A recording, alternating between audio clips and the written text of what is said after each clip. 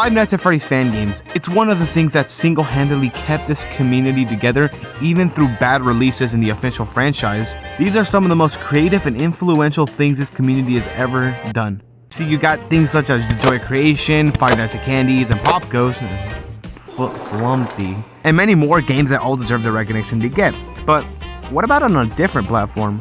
What about Roblox? Now, yes, I know there is a bunch of slop fan games on there. Well, I wouldn't even call them fan games, just shit. But there's always these hidden gems that you sometimes find. For example, there's games like Freddy's Unlocked, Forgotten Memories, and today's topic, dog watching. Now, personally, dog watching is unironically my favorite fan game ever. Candy used to be my favorite franchise for a long time. Dog watching beat it, and I don't know why. It's such a little stupid series, but like, it has its own little charm to it. It's pretty niche. Most people only know about this game, specifically the third one, because of the Pillar Chase 2 collab they had. And I find it really unfair that games as good as these ones are just get dismissed and swept under the rug. So in today's video, I'm going to talk about the 3 dog watching games and a little bit about the upcoming 4th installment. Alright, before I get to talking about dog watching, I do want to talk about a couple things.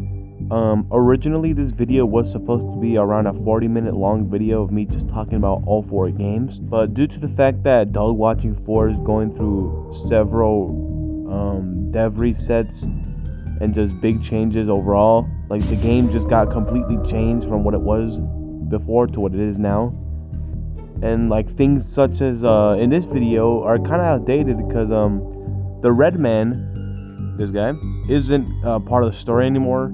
It's this guy now. So yeah, just wanted to point that out. But most of the other information is correct. So yeah, a couple times you'll probably hear me say that we're gonna talk about the next 3 games. That's because this was supposed to be one whole big video, but now I'm gonna cut it up into parts, so it's easier for me. So yeah, enjoy. Dog Watching 1 was released on the Roblox platform on April 17, 2024 by the developer Dragon. And exactly 10 days after Dog Watching's release, he would release a video on his YouTube channel called Dog Watching Gameplay. And it's exactly what you think. Dog Watching Gameplay. The first thing you'll probably notice are the graphics. Where most Roblox Fnaf fan games try to go for realism and good graphics, Dog Watching goes the more retro and old Roblox style, which really sets it apart from the others. Now, since I play a console, the hub is a little bit different. Instead of your usual main menu you see in a typical Fnaf fan game where you just click on what you want to play, in this case, one single night, nightmare mode, custom night, and the extras are all doors you have to walk through. And on the right side of the hub, you'll see Freddy Bear with a message saying, let me do a voice. Here is what isn't supported for console dog watching. To use these, you'll have to plug in a mouse as a controller. Sorry! Now, personally, I didn't have issues with the controls on console. Other than that, the room is pretty neat and not over the top, just great overall. So, let's finally get into the dog watch. The first thing you'll notice, other than it being a free roam game and of course these eldritch horrors, is the map layout, which is almost exactly like FNAF 1. There are some differences, like the backstage actually being in the back of the stage, and there's a big ass tunnel on the side with a little, well, not a big door, but other than that, it's pretty much the same. You'll also probably notice how your flashlight and your run button are all items that you have to use, which really helps out with the whole old Roblox vibe the game's going for. Now let's make our way to the office and start the night. But before you do that, you'll have to read the notes that were left on the wall, which teach you how the animatronics works. Speaking of them, I really want to talk about their designs and mechanics.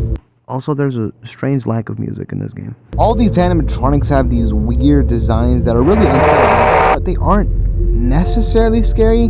Except you, Chica. Don't be right. So, starting off with the first one to move, Chica, or as she's called in this game, Clucking Chica, she moves at 12:30 a.m. and works just like she does in FNAF 1, where she'll go on the right side and try to enter through the right door. But in this game, you can actually listen for her footsteps, and if you close the door, you should be a-okay. Also, if you for some reason do catch her outside, you can outrun her if you absolutely have to. Her design for me personally is the scariest out of the 4, and honestly, it's the fucking face, which is a retextured version of the BW Duckington hat, and it's just, I don't know, it's just a face. burn it immediately. Next is Bonnie or Boppin' Bonnie, who works just like Chica, except the fact that unlike Chica, where you can actually outrun her, do not, I repeat, do not let him catch you lacking outside. He will beat the shit out of you. In terms of design, he has a standard body, but with a retextured version of the hip-hop bunny hat. He's also Draggy's favorite Dogwatching 1 character. And he's also in a relationship with Foxy. Moving on, next we got Freddy, or as he's called in this game, Freddy Bear, who is the biggest fucking piece of shit. I hate Freddy Bear, I hate him! Essentially, how Freddy Bear works is that exactly at 3 a.m., he'll get off the stage, and no matter where you are, he will always know where you are. He has like a built-in GPS tracker on you, and he will walk you down the entire... He doesn't run in this game, he just walks you down. And you might be saying, No, Jesus, I have a simple fix. I'll just close the door. No. He'll just camp and he'll just wait outside. His design is just like Bonnie's, but with a retextured version of the head from the Polar Bear bundle. The last of the four is Foxy, or Feisty Foxy. So basically, he activates at 3:33 a.m. And in this game, he is blind, so to deal with him, you have to open the doors, move out of the way, and let him pass through your office. Because if you don't, and you keep the doors closed, he'll just break them open. Now you might be saying, hey, man, that doesn't seem so bad. Due to the fact that by the time Foxy comes out, Freddy's already breathing down your neck. So if the door fucking opens, what do you think is gonna happen? Yeah, this game can be some bullshit sometimes. In terms of design, he's just really slim and has a retextured version of the big bad wolf hat. Personally, my biggest issue with the game is just how you don't really need to even use the cameras. In Five Nights at Freddy's 1, there was an incentive to use the cameras as the nights go on to see how the animatronics move, where they go, and how to deal with them. But since this game just has a single night, and you literally get told how to deal with them, there's really no need to even use the cameras. You can go the whole game without even using it once. But other than that, the way I beat it was just by listening to Bonnie and Chica, closing the doors. I'd let Freddy do his little walk, come inside, loop around him, go into the tunnel, wait for him to come there, loop around him again, go back into the office, repeat until I beat the whole night. Also, this is one of the win screens of all time, holy shit. Once you beat the night, you'll get access to everything else. Nightmare mode is literal hell. The extras area just show off the gang, and really nothing much. And also, this happens when you try to leave. Now, Custom Night works exactly like how you think it would, but instead of the typical 1987 Easter egg, if you put 2001, you'll get basically the golden Freddy of the franchise, Yellow Bear.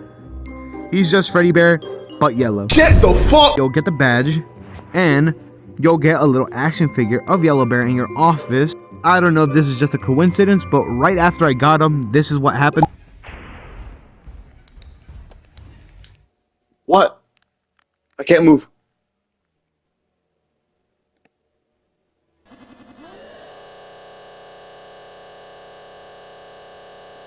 Client behavior.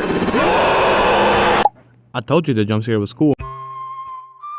Now comes the other super duper secret character, Twilight, who can be spawned by performing the Darkest Day badge. To get this badge, you'll have to go to the backstage, collect the crowbar, make sure you don't get your ass whooped, and make your way back to the office. And on the right side, there should be a little closed off vent.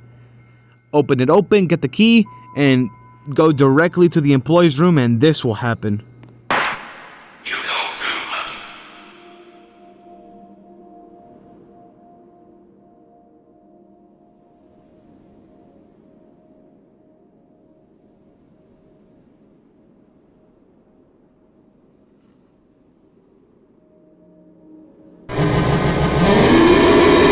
Now, after doing this, Twilight will appear in the extras now with maximum aura. Speaking of them, this is Twilight. I wanted to go back and check the wiki to see if I got my information right. They either call him Sleepy Bear or Moon Bear. I don't know which one it is. The purple version of Freddy Bear and is one of the main antagonists of the Dogwatching series. And obviously, I'm gonna be a little biased. He's basically my favorite. He's literally Shadow Freddy. How could I hate him?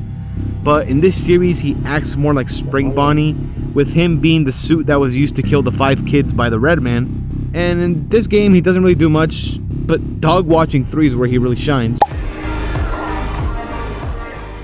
So So we got the seasonal characters. These are just characters that you see in the backstage. They don't move and they were just displayed at Freddy Bears depending on the season. But some do stick out.